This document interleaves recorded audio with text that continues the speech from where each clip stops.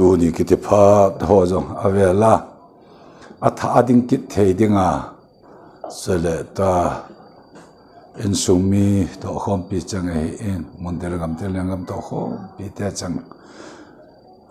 nang ho ai in ke jong pa pathin amilung sit mal som na tha dong in tu ni kiti pha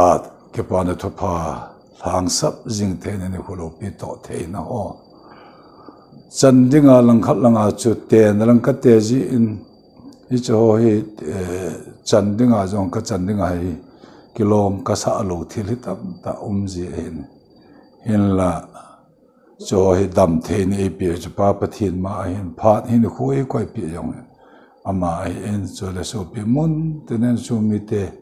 na tau pi na za lu phat the wang nei thum pi na za le ti jong ka hen jong na chung wa ka ke pan pa pathin chung ka ke pa tu ni athupi agati chu bible la le kha thot timothy thot ni na bung ni na chang som le ko na hi simjing kating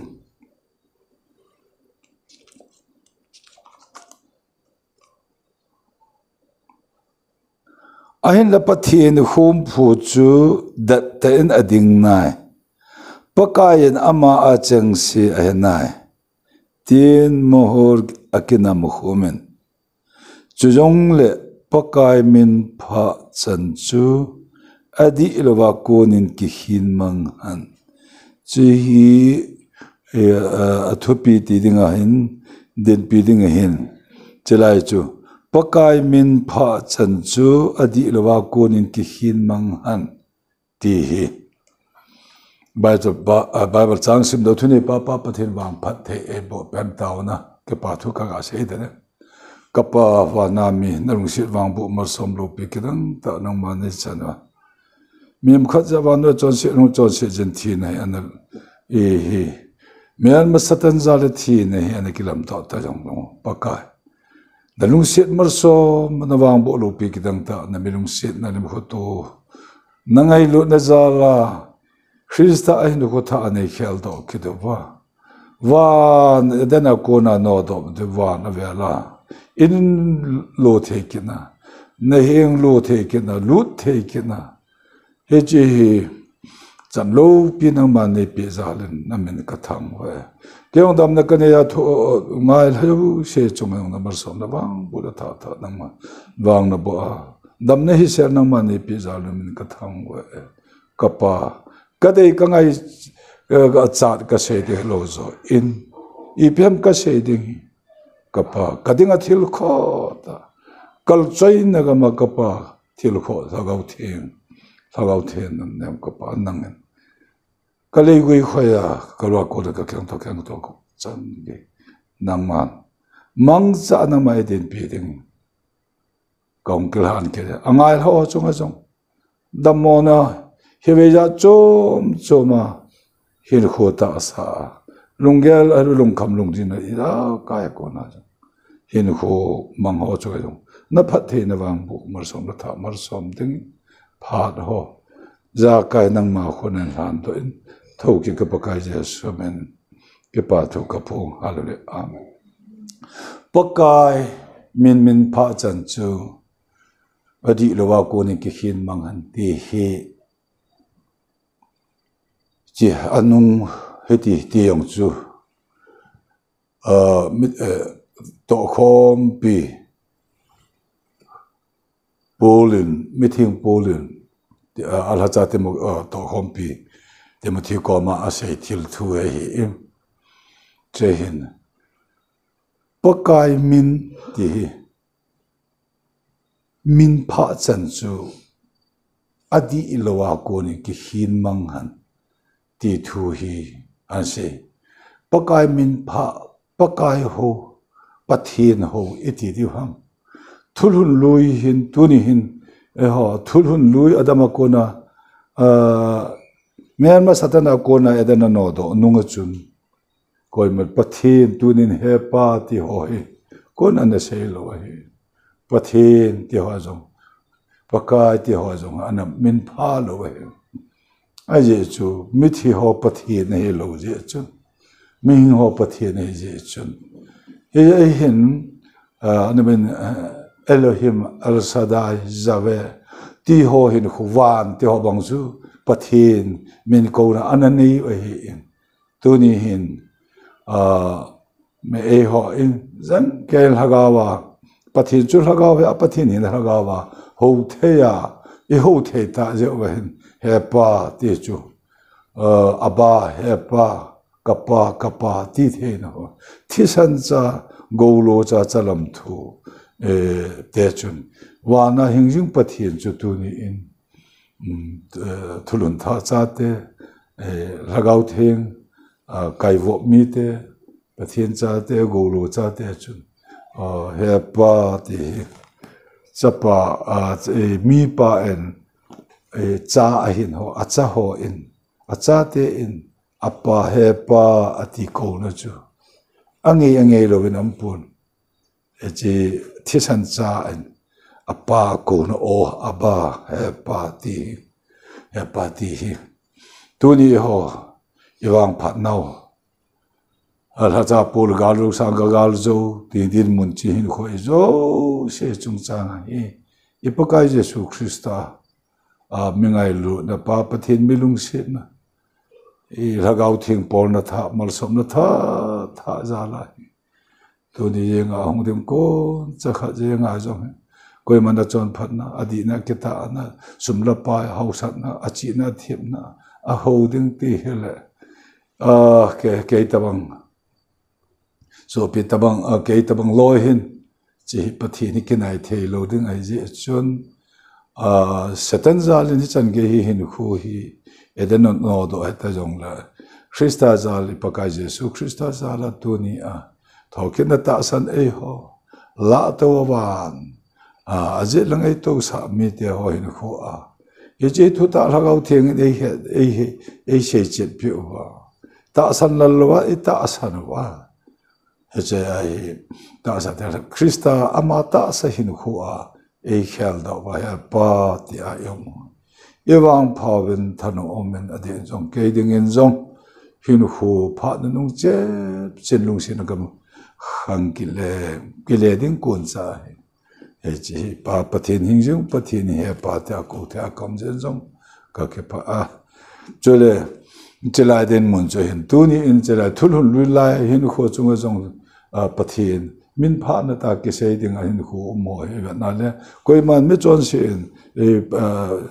pathi ni pakai ta aga min pha the na the lo he thi pathi ni nam pathi ni ami ko ti lo chu pathi mi ko khat thim gao khat lo chun chu mangsa je pathi mi man cha ai lo pathi ni a ko mi ti chu a su theng ti lo chun cha chu zang ka koi man che pakai kin na to the lo no mon chu la mi chon se chun cha pathi min pha na ringa chu ako neringa team gao pa team pa ti mai tau te amin pha na dinga chu gan cha nga ye mi chon so chun mi chon se chun gan cha ke choi ke ngoi ha bong ha lo le I chi lam ama pha na chu je gan thi san ti tau te gan thi san choi lo ba chu koi ma cha chu so le team po ama ho team gao ho ama ho thi san helo gan thi san chu choi la mun thieng phung ga lu do ba mun thieng phung ga lu do ba hi cha hi hin kho hi anaman tai anachi en ti chu ai le mun thieng chung nung ta ki sei pa khoi le Jerusalem ho en mun thieng chung nung ta ki sei lai pa khoi le kum khana them gao khar ga lu din ga lu na che chu he lo chon sit nama dinga chu cha chu ga lu ji he ji hin khu chu lang chu tam ta sei ta lo bin he ti ai thil kha de cha lo der kha ai lo le thil khat bol na khat lo wa chu koi man pathin min pha the lo hi pakai min chu apat the lo na pa ji hin khu chu ai la tha cha pu ni zla han se apart hin set part in ati ipakai Jesu Christa ama zalin chon sit na ho zo se chu a chon sit na ho zo se chu e chon sit no ama chon sit na ama sim theina e chon sit la thi chil pin ringa chun chu hilaya e hon aba he pa e ti theina chu thulun luya chu kan thisan tempo ho hello thisan hello ganza thisan na chai chu tu da them ga ho tempo ipakai Yesu Christa chu gantisan choya tempo o kelai na bowling chela kumse la phat se ipakai Yesu Christa he themat chat ding hai ja chu hetalo zo ama hen alal to nan da la ta pa he ji mun thing chung dan thu mun thing chung pathin lung sung ji ipiti da lung lai na bolo the na chu koi man chu kum khat tun so na ding chun a bol do the khat za sa a le pokai Jesu Christian alal tun hen da la pa noi le se de kun a me hem se me shunga hung ping cha chun chon se e put he na ma chon se chu aman cross chu ma podo ni chu hejijar chu dan thupi pa chu to hejo chu ma chon se ma ta ta da hung ke be heje chon se ga jo hi chon se ni that nin thisan chu se o se gi ni sa ye ti pathin pa lung lai na bol do hejan ge chu pa jang lung lai pa ni me chon se te chu tu ni ba he pa ti pa kai ka pathin ti theina ko theina pha da lin se alin pha na ni thom ni pa thi ma chana lagau thim pa pathin a kai thon a hi e jo mi hon chir sit khum han chu pha han nang de ang han nang ana ting ling lu hu pi jong lo ama chu ba noi li si sim pa sapa pathin chuni tia sapa pathin chu he in alo pin jo hom de pon amin heti chun chut pha ne chir sit khu na ma jong la ma chu pa pathin mun sang pi na je langa tung tan lo pi le pathin sang he che ma sunga sun ai ho amvin che e ho sung ama sung ai ho i he lai he che tu sa ragau thing pathin he lai thu e her sawa thacha khat manga che jum boi han phat manga Jesu Christa chung cha sei do ju ragau thing a ko na he che chu anga ya ko na he na ko na ta san na su a sei do ba cha ko na su hu hing na etiu pin tha na etiu ta san na ta sa te tiong Christa ta sa ai khial do na a sim tha na ai nei ba che ai go lo cha hi na mo nga chalam thu hi na mo nga pathian e ju mun thing chung nu ti pathian lung sungil a hi ni thagawa ji chen chil na mo ine na pa e pathian za te ho da ngam na thagaw chu e ke pi na pau chelai ta pa che hi ka se pe thulhun luilang ho dinga yong chun mo se yong chu za tho pu e kya ngoi chin na yong chu i hambo la mi hung kung pa chunga ga na chunga yong chun e pi ti em pa pa thi mo se na din na mun chu mun theng hi na keng ko su ni ti na keng ko su ni ti ha se chu pathin ho na e pakai min pha pathin ho the na pakai ti the ni ga chu thil kha chu e ji e pia ba sa ham che tu ni ha ga khanga de nga e keng chu ta ke sei be mi hing lo ju helai chu keng chu ti chu mi hing lu che lim pa chu su sa chai pa pathin pakai to an ke ho din mun chung sa he thil he ana ong le tu ni a he ho na hingjing mulo pathin etiwa ta asa etipa mulo pathin mulo e tu lai kolungel khana jong he kalunga e so kha tin mun kha chu mulo pathin mu thei sanga mu thei sanga mu ata san sanga mulo bata san ti hi e chi kagel kalunga kagel khana ma chilai cái chúng ta tha cho nó mình tên lại mu ta san sang mu lo ta san ti pa so ju iwa na la ke wang phat dan gam din mun chung chang pa hi tu ni he chi Pentecost lagau thing pathin helper ki thu pi ama ko na hi pathin hing jung pathin ita sa pathin ho thei na I lagawa pathin ho ke ita sa jong pathin ho thei na chelai shu mose nadin mun mun thing Krista mun lai mun chai tai tin na kyang ko su han tin cha nimi hem luita salam lung put su han chilai ta hi ngai pa pathin ki ho thei na chi hin pathin chu lagaw hen ho tian thu ta pathin hin lagawa ho de ti mun pa chai tu ni so bete ke yang pha the chan ge hin khu hi wa nu yan chin mu jong le thím bữa cha cái in đòi bom hậu cái đòi bom mà nuôi không cái xây liền cái in chỉ là đến mình chỉ là khó in tôi lấy ip ham anh cái bol chú cái tên là vừa rồi in hình dung bất thiện bất thiện chú là gạo thiện hết tôi sao nó bất thiện ra lên hết chil nó một chil này ấy chỉ ấy hiểu điều là ấy có một điều cái chế ta là gạo Trinity apa là apa am ko no lagaw thing chu he je lagaw thing e de jo pathil lagaw je pathil lagaw e ti ke pau jong chu he pathil lagaw chu koi ham lagaw thing chu koi ham e ti chu chapa lagaw yong chu ki chapa lagaw e ti ki pau jong chu chu pathin chu ki na pathin aneu jo alien jo ti lo ba Trinity khat pathin ho e na tu ni in pha nu nung ti jong chun lagaw thing pa pathin ni chi phat he idin na phat na nung ti pa ngi chi ka se e le chi ke chai ding ti ho lang chu phat ke chai ding ti lo phat na sa thil hung ding ke ti ho phat na sa thil hung ding ke ti hi lagawa pathin ho ten chilai hi amma langwa anung langwa ti he pu en chi hi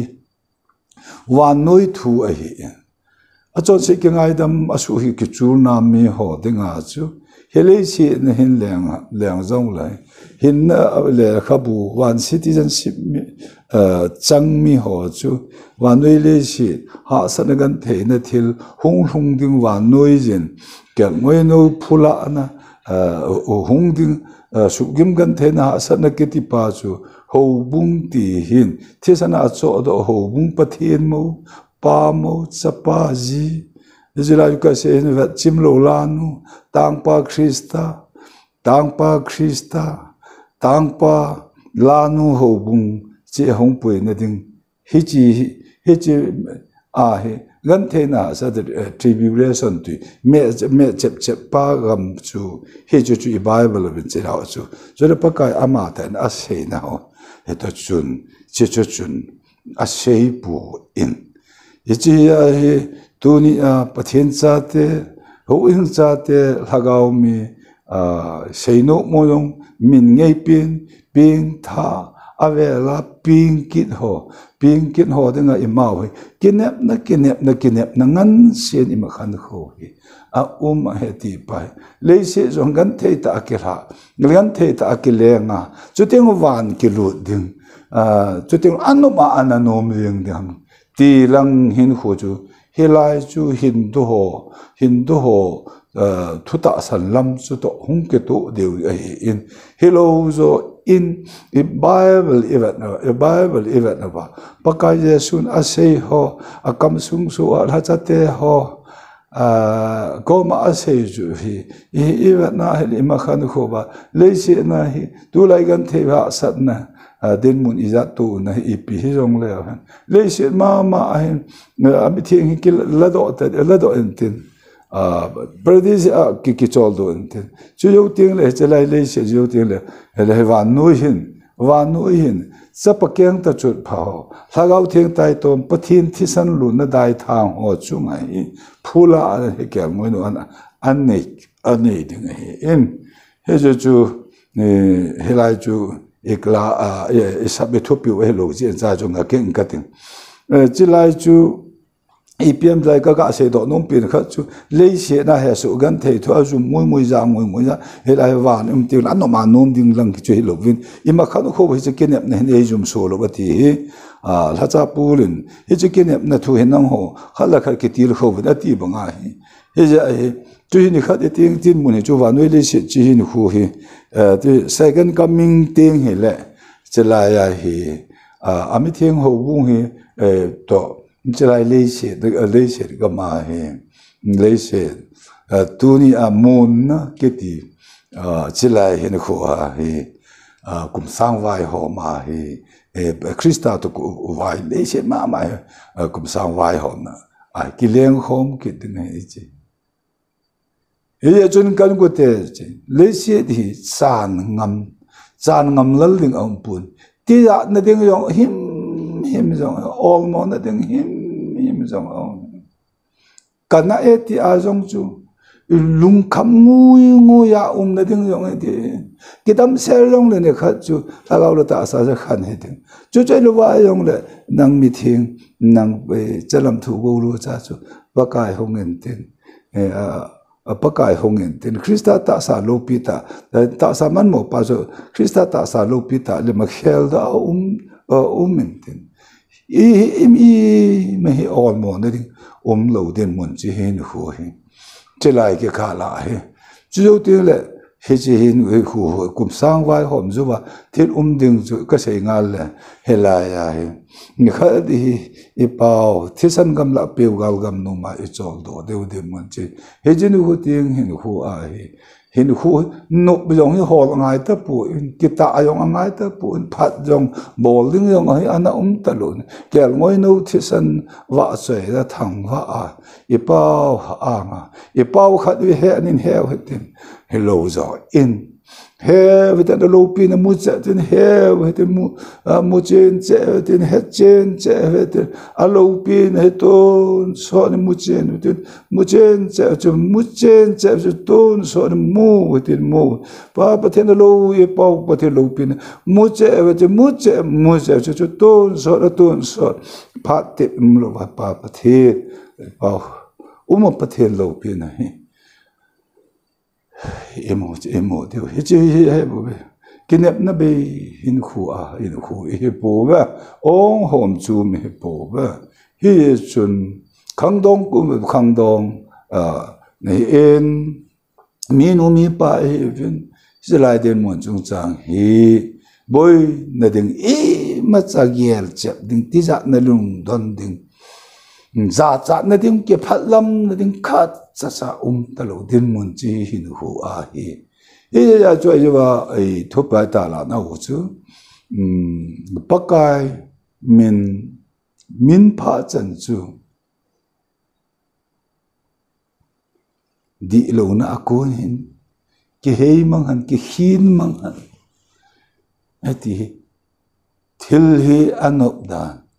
i pau aman thulun luya keima ka thien ba nang ho ang thieng we tha cha hon le kha thot langa na ko pau thien ba na ho nun la khan thieng un ati hi elaya mosi nadin namun chumun thieng na kem ko surin jelai din mun tu ni ai elai hi ai hon pin tha na hin khoi la ba ile na wan noi li si hin khoi ile na ta sana khosa hin khoi la ta wa hi chi kem ko bu mai pakai he ki min pha the lo he ai tu ni pakai ti mi ho hin so chon sit ki ngai I chon sit na ngai da ma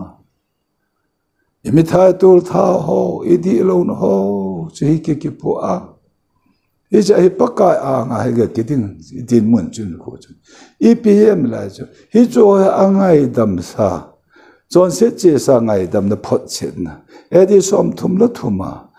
pakai Jesu Christa thi chun pathin to Jesu chamma juda chum lo chule sidang namdang ti jong chum lo wa hi nam khat pum khana hin khom ba apathin hi na ho ba kan ko te ho selai din mun ho mi gun da hon zong agun dat pumawa hi agun dat u chu ngai dam ta sa chon sin ha ke pu lu na ngau si na ken chut su din Yesu anung jui ho ding ako len sep ho na len sep chu hong ta vin ngaman sang chun mi man len sep in pan sa ung ti din mun hi chu helai din mun khan mi man ti chu hagaw la min khu ana to na jo so upgrade am bol he jo upgrade ke bol na chun koi man dar ha ngam lo kapa ti jong kalen kanga ti lo wa a Yesu nge hi chi pakai min pha chan chu I pi ma to ban ke yong ka phat mo ka di lo ka ke ta lo nga I pi ham cho zo se ka to ban chela ta hi pakai jin che ga ma ei ko do na pa pakai mi ko ke ti hin kho chu I pi ham asu her I pi ham a chon set a ko na ki hei mang che wa ka se upgrade ki bol na pa chu hin kho chu mi that ho mi jong hon wan ga ma lo ding chu mi jong ho mi that ho tur thar gu cho ho nu that pa that ho mi jong doi choi ho he cho jo sien chu tur sor ga ma lo the lo ding he che ja la Krista thi chun he che chon sit hi pan angai da ma he che chon sit nei pu ma chon sit na nei lo wa e ki phone do no he chi pa ko hela pa ka min pha chan chun pak ke che a chon na di lo ho zo si a ko na ke he mang ti ta pa e chi galu na ding ke he mang he lo wa chon se ngai dam ta sa chon se dia chi sa chon se ngai dam na phat se na ni kho ja den hin kho hi pa ka mo si ke ken ko su le tu ni ha ga wa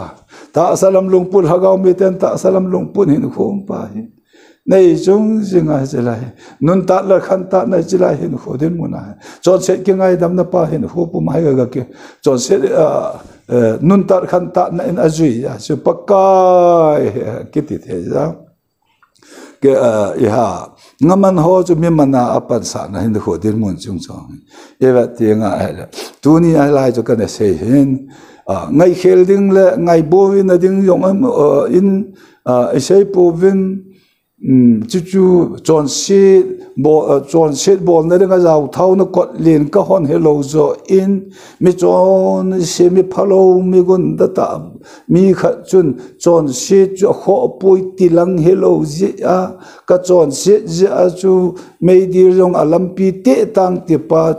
chon sit bol na dinga kot hon lo ding ti chu Krista akona ila o yo ya chu lo pin pa then sang han nang chera hi ju khon puma lu ding ju khon dop puma lu the ta lem kam hion sa thi san gam la pe gal gam no ti mi jong en jon puma jo se puma ne gu ho ne gu puma lu the na chela ya me gu cha ho in me se me dan mi han se me phun se ho in jong he chi gam he lo the na che a je jo gam he ki zon jing he ya chu he lai chu hin da la ta mi man ati he pakai ti ne ding a hin hu hing na lama chun bol ding inei po ve lung se na za la man be thil pe hin angai lu na a lagaw theng pa pa the na ei ve lo pin pa then chang ama wang hasa he ji ta sa hi angai sang pin ta sa hi he ji ta sa angai sang dan hi ji van lu na ding hin khu to na he lo wa e ki pa man san na ding alam ke alam he alengam ke zaung na ding ta sa he athupi sa hima he ai la cha mi theng che ma son he chi na ta sa vin pathin choi anu vin lo bi ka ta na ta sa vin pathin choi anu vin ta sa hi Krista ta sa he cha hi pathin ama ke choi at na ding e hon khulang pathin Halloween isungwa Krista hagau cheng isungwa Krista hagau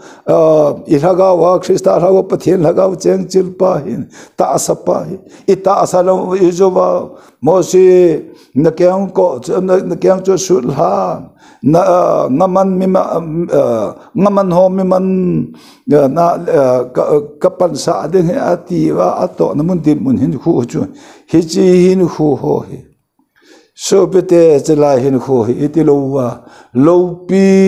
hin khu hi tam hin khu hi dunia pakai van le chula ya dena thulun luya ese ho bango chu thiempu chung ho jong chi mun thieng chung nunga ka lu jong chu kum kha sunga izat ve rehearsal chi a ke su thieng ni chan ge ya bol wa he chan ge ya izat ve hi ke chu wa izat ke su thieng na kin a bol wa chu thieng le lai mun chu mun thieng chung nung chu ka lu na a lo hen lo la amun pe na cho tha do chi ang ga kai do the de lo chi he chan ge ya he pathin mi chon se te pathin mi thio pathin he loba mi hing ho pathin he na pa he dunia pakai min pha chan sun he chi agit lo na wa ko ni hin ki hin mang han ki he mang han chirai den mon he aye chu thin na lowa ji pa kom lu the na lo ki ti thanu da he ti lo pi tam che hin ho me zon ga bola dol ga tha a zo ga bola ji hin khudin mun chi bi ping tha la gao mi te na adinga chon se ngai dam ta sa chon se thi nei chunga pakai kom ga lu na hin kho hi e ti lo pi tam che ka ngai tu ka dinga cho hi ka dinga hi chan ni ge hi mun hi gon pe ho hin kho tu nya hi sanadang ka yong chon hung chon phan jong ati helo hung chon se jong ati hi de lo thisan cha te ni pau ipakai Jesu Krista hagau thieng pa pathen zala hi ton sori pau pathen ni tin hi eya hi sim tha azing mi tha he ekivon dewa ta sat ta wa he hilai den mon chen ko then na lo koi man pakai kom aju theilo ti nom ta be se jenga nom ta be se e pj na me chimi mi pol che mi di lo a hello le sei lo wa dinga na ang la pathian anga ding pan he so ke jawa hoi long ba din mun hin khu he jong le nei he so ke ama wang he chere ken jong wan gam Halloween a me di jong ti tang alam pi ti tang ti pa hin khu tu ni a pakai min pha chan chun di lo na ko ni ki hin mang han ati thi na ko na hin nahi hin na lut na pa he tu ni hen zalen na ko e hon pe wa lai nang dinga jong ke dinga jong inam piwa dinga in sung pum piwa I chai na hore tu I cha te phenang I lo I go chinu pa hanang khang don la he hanang I tin pi papa hin pa pi hin khu hin jong le chela ya hi ji dut ngam na lu the na hin khu a helai den mun ne tin hin khu hi sim tha jing na mi tha he chi van gam kholang he talo vin van chu chunglam tu chu talo join pathen chu wana chum talo vin pathen chen na chu mi him tela heta hallelujah dunia ilhagau pathen hagau chen chilna ya adamata sa thip thei pa jong chu hagau thieng pa pathen Jesu Krista thina lana kai thau pa hagau thieng pa pathen in a kai kai thau pa chun he chi adamat le akilata sapa he lopi hi kati be se jing tim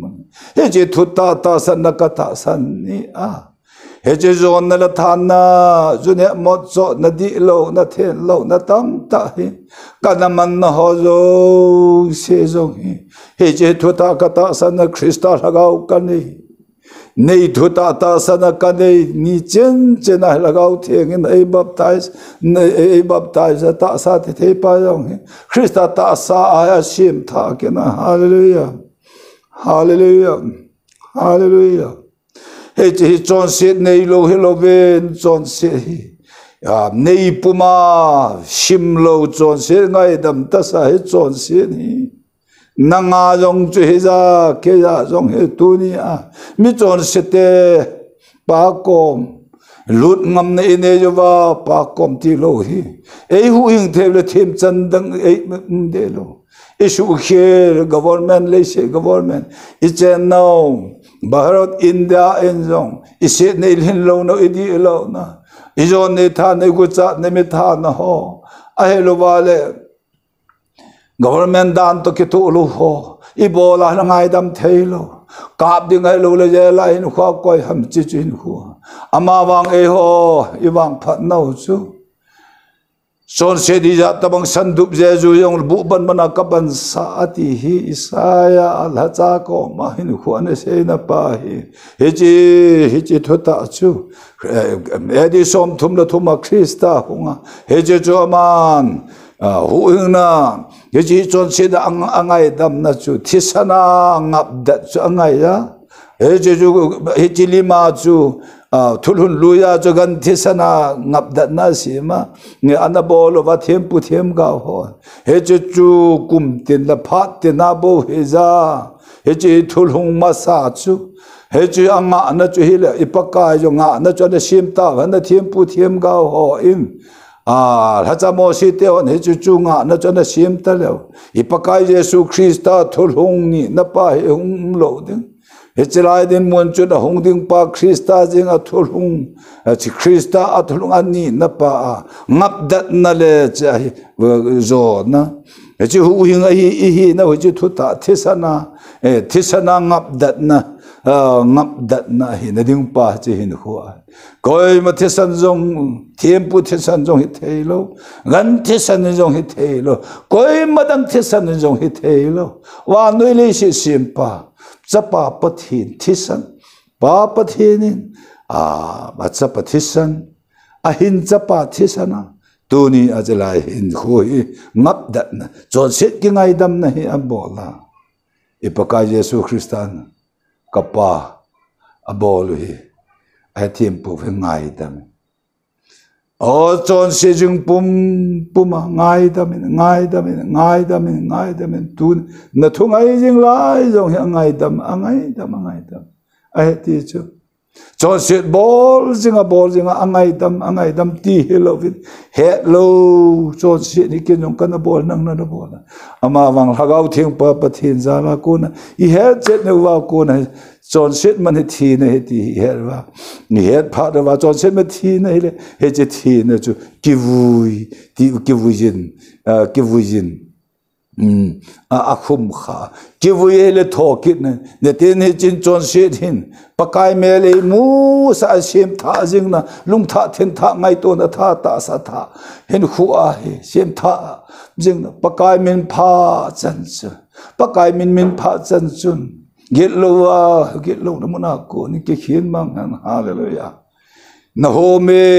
home so pi na home ei ho mu wa chi thisan gam la pe gal gam no zo ni hi lai ven khaile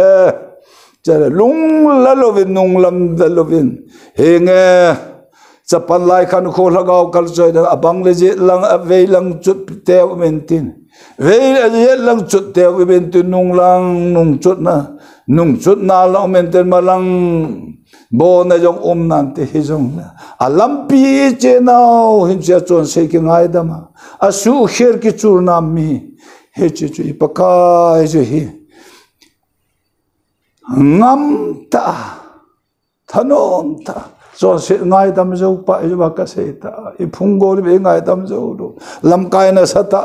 zong nai lo le phung la chang lam kai ho nam lam kai ho zong hi chi chon se ngai dam zo do inu I pa ve ne ong e ngai dam the lo kon zo e ngai dam to ru gan the san zo this ngai lo la sa da dang ka he lo va he le ma sum la pa ya ngai dam the lo lal thisan zalai lal tisani pakai tisana palungan su ana sop thinga e ho chon si da ngai damba tuni a he sopete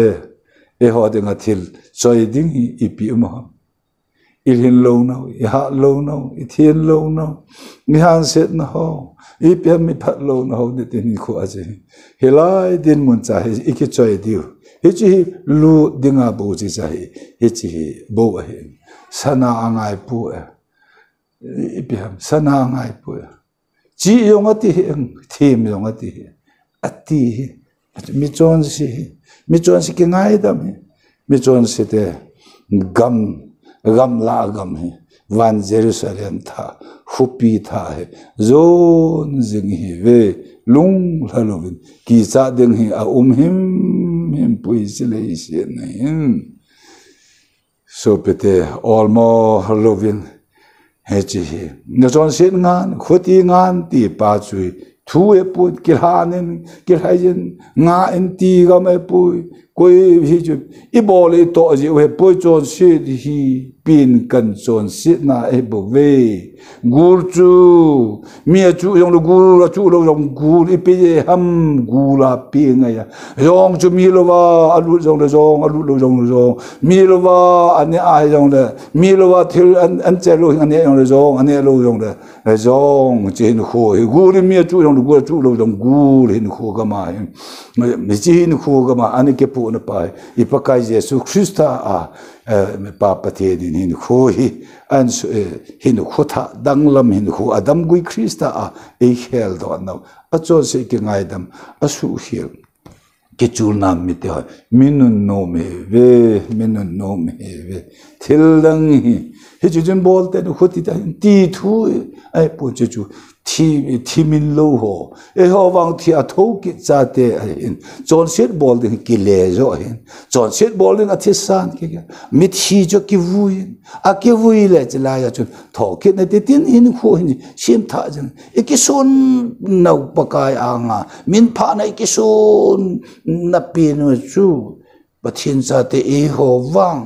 irin lo I ha lo lai ta pa e ki son pi wang hijai I pathit pa